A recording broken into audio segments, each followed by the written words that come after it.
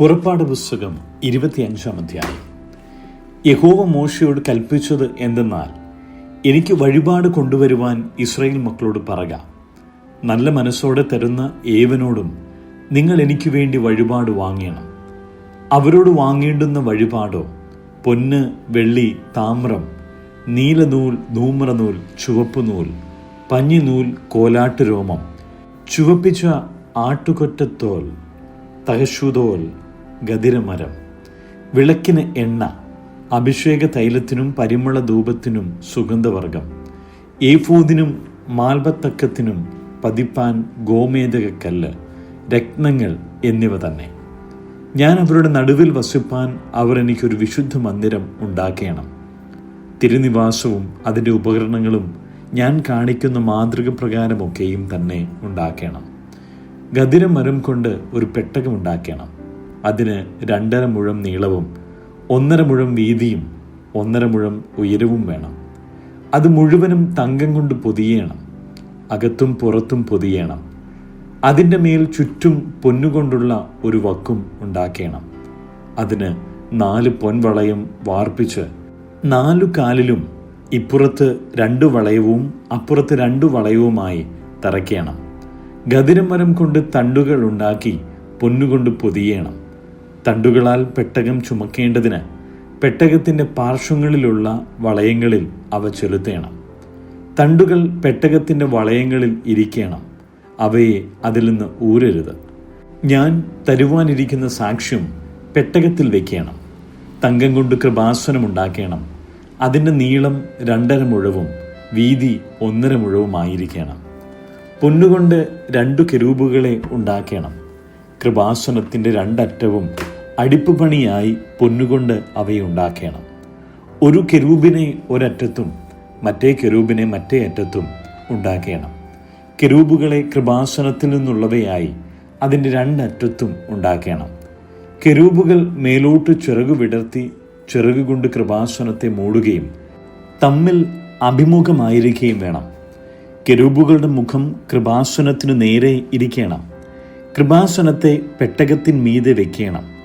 ഞാൻ തരുവാനിരിക്കുന്ന സാക്ഷ്യം പെട്ടകത്തിനകത്ത് വയ്ക്കണം. അവിടെ ഞാൻ നിനക്ക് പ്രത്യക്ഷനായി കൃപാസനത്തിന്മേൽ നിന്നും സാക്ഷ്യപ്പെട്ടകത്തിന്മേൽ നിൽക്കുന്ന 2 കെരൂബുകളുടെ നടുവിൽ നിന്നും ഇസ്രായേൽ മക്കൾക്കായി ഞാൻ നിന്നോട് കൽപ്പിക്കാനിരിക്കുന്ന സകലവും നിന്നോട് അരുളി ചെയ്യും. ഗദിരമരം കൊണ്ട് ഒരു മേശ ഉണ്ടാക്കണം. അതിൻ്റെ നീളം 2 മുഴവും വീതി 1 മുഴവും ഉയരം 1.5 മുഴവുമായിരിക്കണം. അത് തങ്കം കൊണ്ട് പൊതിഞ്ഞ് ചുറ്റും പൊന്നുകൊണ്ട് ഒരു വക്കും ഉണ്ടാക്കണം. ചുറ്റും അതിന് 4 വിരൽ വീതിയുള്ള ഒരു ചട്ടവും ചട്ടത്തിന് ചുറ്റും പൊന്നുകൊണ്ടൊരു വക്കും ഉണ്ടാക്കണം. അതിന് 4 പൊൻവളയം ഉണ്ടാക്കണം.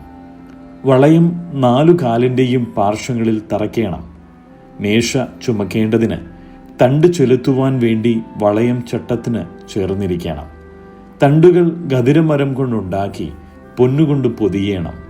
അവ കൊണ്ട് മേശ ചുമക്കണം. അതിൻ്റെ തളികകളും കരണ്ടികളും പകരുന്നതിനുള്ള കുടങ്ങളും കിണ്ടികളും ഉണ്ടാക്കണം. തങ്കം കൊണ്ട് അവയുണ്ടാക്കണം. മേശമേൽ നിത്യം കാഴ്ചയപ്പം എൻ്റെ മുമ്പാകെ വയ്ക്കണം. തങ്കം കൊണ്ട് ഒരു നിലവിളക്ക് ഉണ്ടാക്കണം. നിലവിളക്ക് അടിപ്പുപണിയായിരിക്കണം. അതിൻ്റെ ചുവടും തണ്ടും പുഷ്പപുടങ്ങളും മുട്ടുകളും പൂക്കളും അതിൽ നിന്ന് തന്നെ ആയിരിക്കണം.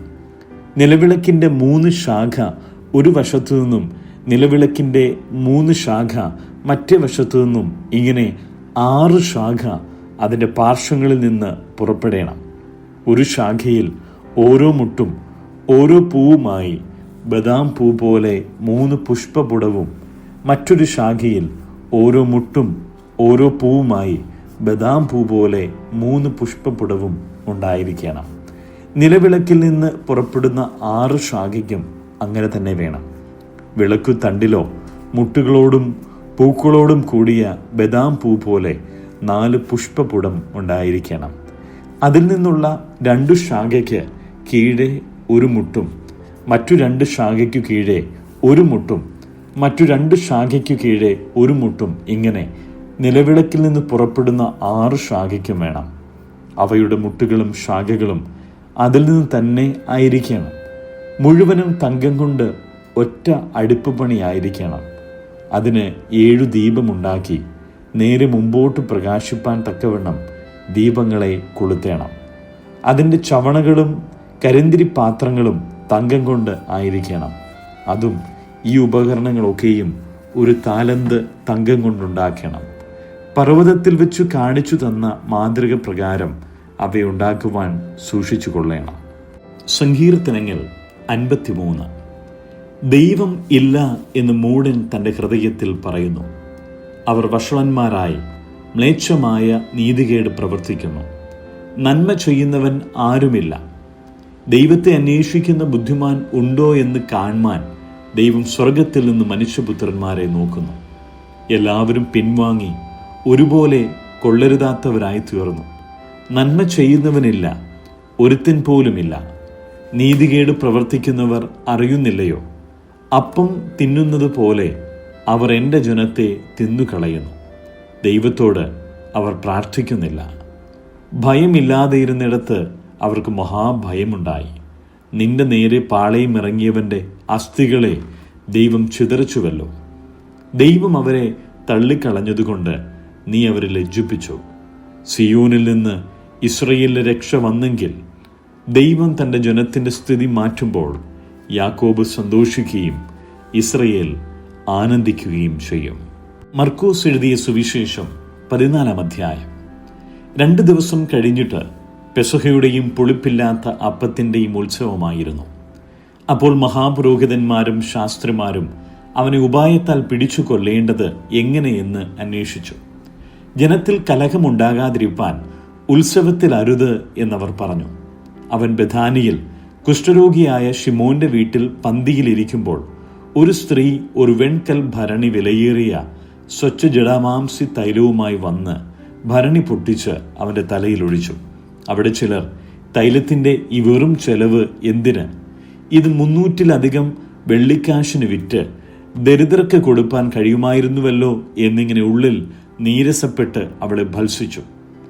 എന്നാൽ യേശു, ഇവളെ വിടുവിൻ, അവളെ അസഹ്യപ്പെടുത്തുന്നത് എന്ത്? അവളെങ്കിൽ നല്ല പ്രവൃത്തിയല്ലോ ചെയ്തത്. ദരിദ്രർ നിങ്ങൾക്ക് എല്ലായ്പ്പോഴും അടുക്കിയുണ്ടല്ലോ. ഇച്ഛിക്കുമ്പോൾ അവർക്ക് നന്മ ചെയ്യുവാൻ നിങ്ങൾക്ക് കഴിയും. ഞാനോ എല്ലായ്പ്പോഴും നിങ്ങളോട് കൂടെ ഇരിക്കുകയില്ല. അവൾ തന്നാലാവത് ചെയ്തു. കല്ലറയിലെ അടക്കത്തിനായി എൻ്റെ ദേഹത്തിന് മുമ്പ് കൂട്ടി തൈലമൊഴിച്ചു. സുവിശേഷം ലോകത്തിലൊക്കെയും പ്രസംഗിക്കുന്നിടത്തെല്ലാം അവൾ ചെയ്തതും അവളുടെ ഓർമ്മയ്ക്കായി പ്രസ്താവിക്കും എന്ന് ഞാൻ സത്യമായിട്ട് നിങ്ങളോട് പറയുന്നു. പിന്നെ 12 ഒരുത്തനായി ഈസ്കൊരിയോത്താവായ യൂദ അവനെ മഹാപുരോഹിതന്മാർക്ക് കാണിച്ചു കൊടുക്കേണ്ടതിന് അവരുടെ അടുക്കൽ ചെന്നു. അവർ അത് കേട്ട് സന്തോഷിച്ചു. അവന് പണം കൊടുക്കാം എന്ന് വാഗ്ദത്തം ചെയ്തു. അവനും അവനെ എങ്ങനെ കാണിച്ചു കൊടുക്കാം എന്ന് തക്കം അന്വേഷിച്ചു പോന്നു. പെസഹ കുഞ്ഞാടിനെ അറുക്കുന്നതായ പുളിപ്പില്ലാത്ത അപ്പത്തിൻ്റെ 1-ാം നാളിൽ ശിഷ്യന്മാർ അവനോട്, നീ പെസഹ കഴിപ്പാൻ ഞങ്ങൾ എവിടെ ഒരുക്കേണം എന്ന് ചോദിച്ചു. അവൻ ശിഷ്യന്മാരിൽ 2 പേരെ അയച്ചു. നഗരത്തിൽ ചെല്ലുവിൻ, അവിടെ ഒരു കുടം വെള്ളം ചുമന്നുകൊണ്ട് ഒരു മനുഷ്യൻ നിങ്ങളെ എതിർപ്പെടും. അവൻ്റെ പിന്നാലെ ചെന്ന് അവൻ കടക്കുന്നിടത്ത് ആ വീട്ടുടയവനോട്, ഞാൻ എൻ്റെ ശിഷ്യന്മാരുമായി പെസഹ കഴിപ്പാനുള്ള ശാല എവിടെ എന്ന് ഗുരു ചോദിക്കുന്നു എന്ന് പറവിൻ. അവൻ വിരിച്ചൊരുക്കിയ ഒരു വൻമാളിക കാണിച്ചു തരും. അവിടെ നമുക്ക് ഒരുക്കുവിൻ എന്ന് പറഞ്ഞു. ശിഷ്യന്മാർ പുറപ്പെട്ടു. നഗരത്തിൽ ചെന്നു. അവൻ തങ്ങളോട് പറഞ്ഞതുപോലെ കണ്ടു പെസഹ ഒരുക്കി. സന്ധ്യയായപ്പോൾ അവൻ 12 കൂടെ വന്നു. അവർ ഇരുന്ന് ഭക്ഷിക്കുമ്പോൾ യേശു, നിങ്ങളിൽ ഒരുവൻ എന്നോടുകൂടെ ഭക്ഷിക്കുന്നവൻ തന്നെ എന്നെ കാണിച്ചു കൊടുക്കും എന്ന് ഞാൻ സത്യമായിട്ട് നിങ്ങളോട് പറയുന്നു എന്ന് പറഞ്ഞു. അവർ ദുഃഖിച്ചു. ഓരോരുത്തൻ, ഞാനോ ഞാനോ എന്നവനോട് ചോദിച്ചു തുടങ്ങി. അവൻ അവരോട്, 12 ഒരുവൻ എന്നോടുകൂടെ താലത്തിൽ കൈമുക്കുന്നവൻ തന്നെ.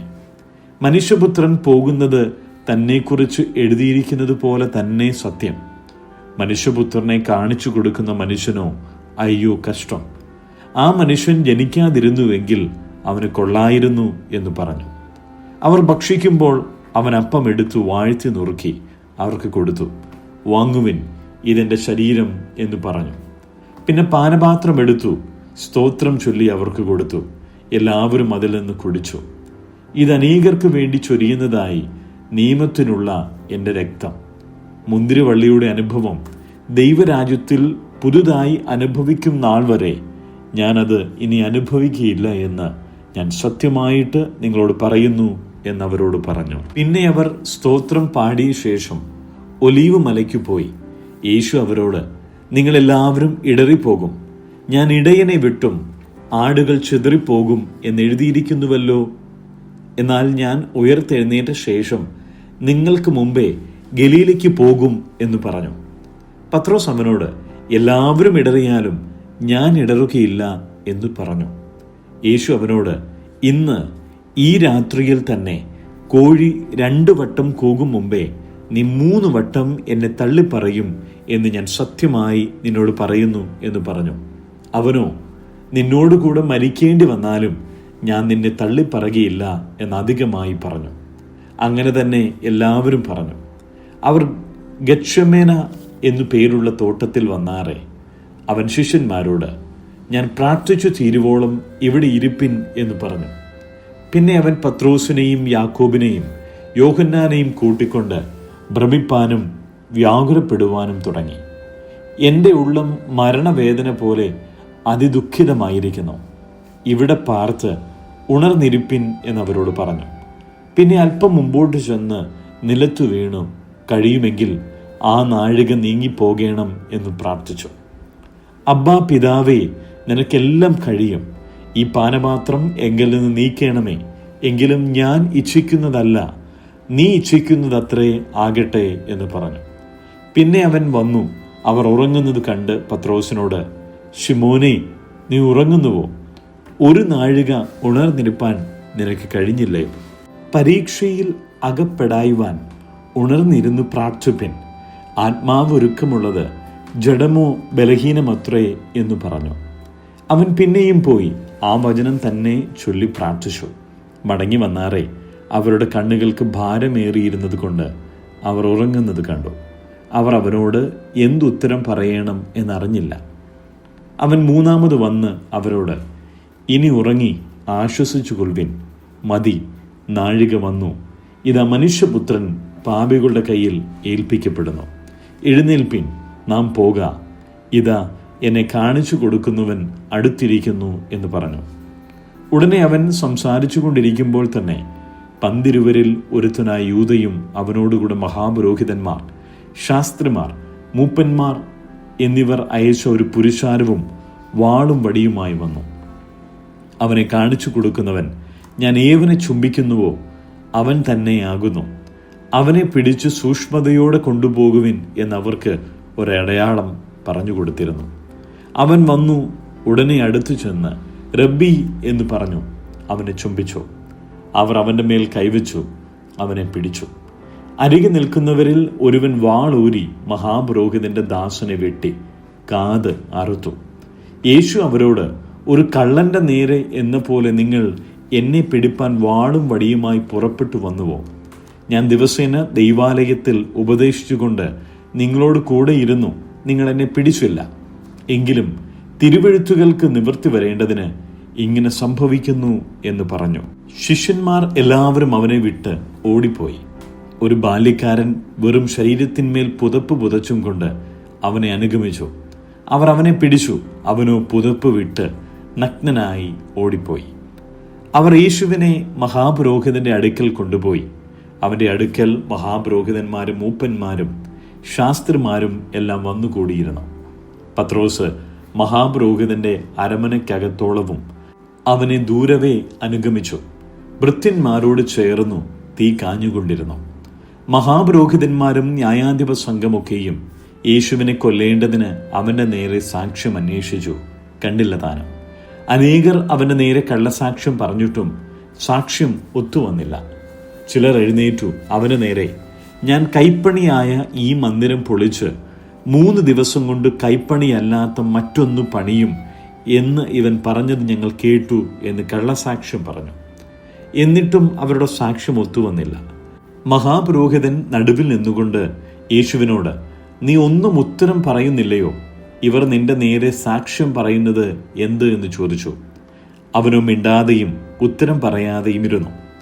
മഹാപുരോഹിതൻ പിന്നെയും അവനോട്, നീ വന്ധ്യനായവന്റെ പുത്രനായ ക്രിസ്തുവോ എന്ന് ചോദിച്ചു. ഞാനാകുന്നു.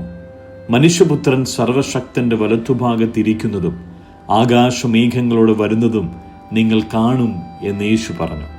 അപ്പോൾ മഹാപുരോഹിതൻ വസ്ത്രം കീറി, ഇനി സാക്ഷികളെ കൊണ്ട് നമുക്ക് എന്താവശ്യം? ദൈവദൂഷണം നിങ്ങൾ കേട്ടുവല്ലോ, നിങ്ങൾക്കെന്തു തോന്നുന്നു എന്ന് ചോദിച്ചു. അവൻ മരണയോഗ്യൻ എന്നെല്ലാവരും വിധിച്ചു. ചിലർ അവനെ തുപ്പുകയും അവന്റെ മുഖം മൂടി അവനെ മുഷ്ടി ചുരുട്ടി കുത്തുകയും പ്രവചിക്കുക എന്ന് അവനോട് പറയുകയും ചെയ്തു തുടങ്ങി. ചേവകർ അവനെ അടിച്ചും കൊണ്ട് കയ്യേറ്റു. പത്രോസ് താഴെ നടുമുറ്റത്തിരിക്കുമ്പോൾ മഹാപുരോഹിതന്റെ ബാല്യക്കാരത്തികളിൽ ഒരുത്തി വന്നു. പത്രോസ് തീ കായുന്നത് കണ്ട് അവനെ നോക്കി, നീയും ആ നസറയനായ യേശുവിനോട് കൂടെ ആയിരുന്നു എന്ന് പറഞ്ഞു. നീ പറയുന്നത് തിരിയുന്നില്ല, ബോധ്യമാകുന്നതുമില്ല എന്നിങ്ങനെ അവൻ തള്ളിപ്പറഞ്ഞു. പടിപ്പുരയിലേക്ക് പുറപ്പെട്ടപ്പോൾ കോഴി കൂകി. ആ ബാല്യക്കാരത്തി അവനെ പിന്നെയും കണ്ട് സമീപത്ത് നിൽക്കുന്നവരോട്, ഇവൻ ആ കൂട്ടരിൽ ഉള്ളവൻ തന്നെ എന്ന് പറഞ്ഞു തുടങ്ങി. അവൻ പിന്നെയും തള്ളിപ്പറഞ്ഞു. കുറെ നേരം കഴിഞ്ഞിട്ട് അരികെ നിന്നവർ പത്രോസിനോട്, നീ ആ കൂട്ടരിൽ ഉള്ളവൻ സത്യം, ഗലീലക്കാരനല്ലോ എന്ന് പറഞ്ഞു. നിങ്ങൾ പറയുന്ന മനുഷ്യനെ ഞാൻ അറിയുന്നില്ല എന്നവൻ പ്രാകുവാനും ആണയിടുവാനും തുടങ്ങി. ഉടനെ കോഴി രണ്ടാമതും കൂകി. കോഴി 2 വട്ടം കൂകും മുമ്പേ നീ 3 വട്ടം എന്നെ തള്ളിപ്പറയും എന്ന് യേശു തന്നോട് പറഞ്ഞ വാക്ക് പത്രോസ് ഓർത്തു. അതിനെക്കുറിച്ച് വിചാരിച്ചു, കരഞ്ഞു.